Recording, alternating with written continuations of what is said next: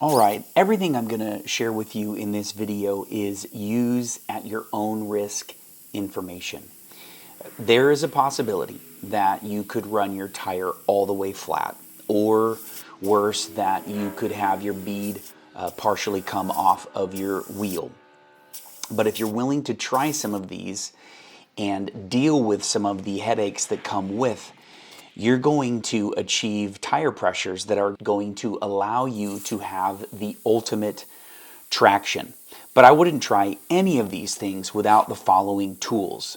First, a low pressure tire gauge, a valve core tool, extra valve cores, a tire repair kit, a decent jack like a bottle jack or a high lift, and this is the most important of all, a full size spare with appropriate lug nut wrench. Can't tell you how many people I've seen driving down the trail with their big oversized tires, but a stock size spare, that is a big no-no. Do not try this if you do not have a full size spare. You're also going to need an appropriate volume air compressor for your specific size of tires. And I'll put a list below in the description of these tools that I think you should have to try to figure out your ultimate low tire pressure. So I always air down when I go off-road, and that can vary. I usually run 35 pounds of air in my tires on the road.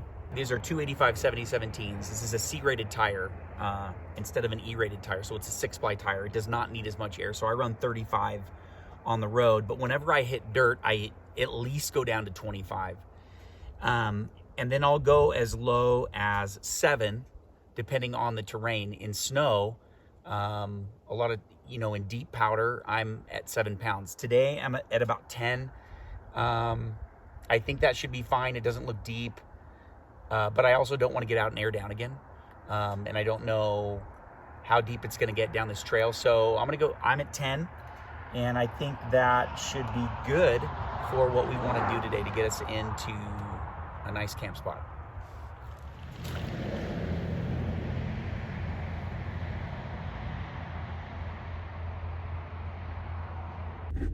So to air down, I don't use any kind of fancy deflation kit or whatever. I just completely remove the valve core and let it air down, and then I just check it as that tire's airing down and just make sure that I'm not going below where I want to be. I do have an onboard air compressor, and I know there's people that will say, oh, you shouldn't remove the core because what if you lose it? What if it shoots out of your hand?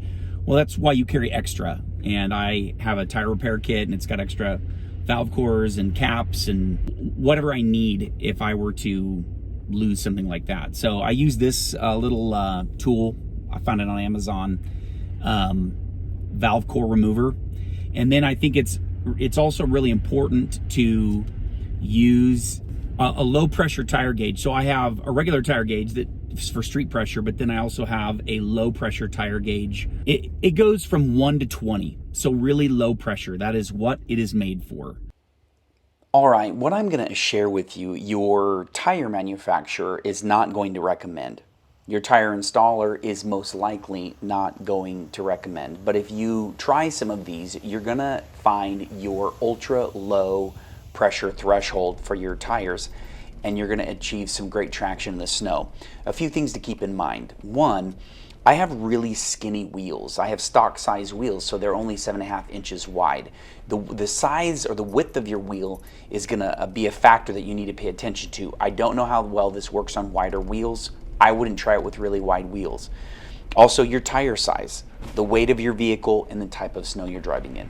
But what you want to do is you want to air down really low the next time you decide to go to the snow. Try 12 pounds, try 10 pounds, try 8 PSI. And if you're doing really well, great. If you start to get into some deeper snow and you find that you don't have as much traction as you like, try to go a little bit lower. And you know what's going to happen? Pretty soon you're going to reach your low tire threshold, meaning you're going to lose a bead. And when that happens, you're going to know I have reached as low as I can go with my tire before I lose air.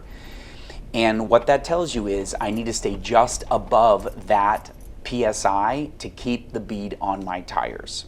But it's not a problem because you brought a full-size spare, and so you're going to swap out the tire that lost a bead with your full-size spare. You're going to air up your other 3 tires about 2 more pounds above that low pressure threshold, and you're going to enjoy wheeling for the rest of the day on your ultimate traction and flotation pressure. And then the next time you go out for your next snow adventure, you're going to know exactly how low you can go. Oh, and one more thing. In the event that you lose 2 beads instead of 1, might be a good idea to take a buddy with you, either in your rig or in another rig, to help you put the bead back on your wheel. And if you don't know how to do that, I'll show you that in another video. Hey guys, thanks for stopping by. Like, share, and subscribe. And until next time, adventure on.